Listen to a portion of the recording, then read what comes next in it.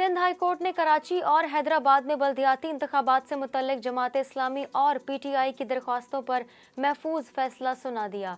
High court का election commission को 15 रोज में कराची और हैदराबाद में बल्दियाती इंतखाबात का शेड्यूल जारी करने का हुक्म।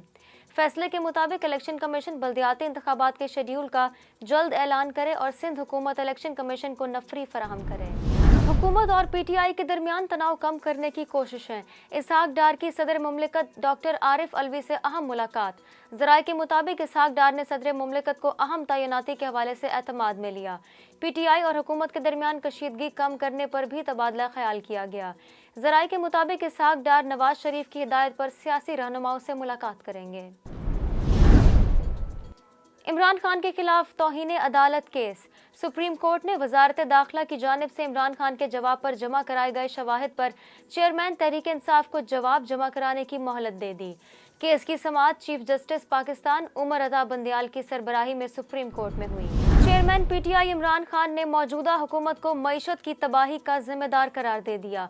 इमरान खान ने ट्विटर पर पाकिस्तान के दिवालिया होने के खतरे से मुतल्लिक आदाद व शुमार शेयर किए और मौजूदा हुकूमत पर इसका इल्ज़ाम लगाया।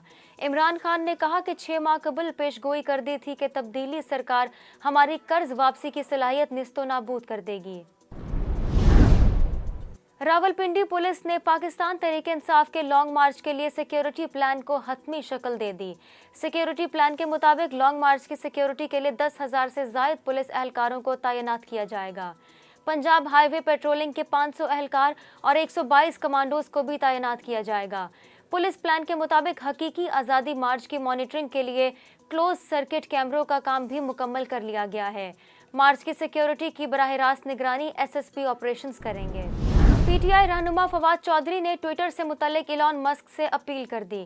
ट्विटर पर जारी बयान में फवाद चौधरी ने कहा कि डियर एलॉन मस्क, ट्विटर के बगैर हम दुनिया का तसव्वुर भी नहीं कर सकते। बराह करम हमारे रोंगटे खड़े करना बंद करें। फिल्म जॉयलैंड को मुल्क में नुमाइश की इजाज़त मिलने के बावजूद पंजाब हुकूमत ने सूबे भर में इस फिल्म की नुमाइश रोक दी है। दूसरी तरफ सिंध में इस फिल्म की नुमाइश की इजाज़त दे दी गई है। कहा जा रहा है कि फिल्म की कहानी एक नौजवान और एक ट्रांसजेंडर के गिर्द घूमती है जो डांस क्लब में मुलाजमत के दौरान एक दूसरे की मोहब्बत में गिरफ्तार हो जाते हैं। दूसरी तरफ इमरान खान की साबका अहलिया जमाइमा खान ने फिल्म को पाकिस्तान में नुमाइश की इजाज़त मिलने पर खुशी का इजहार किया है।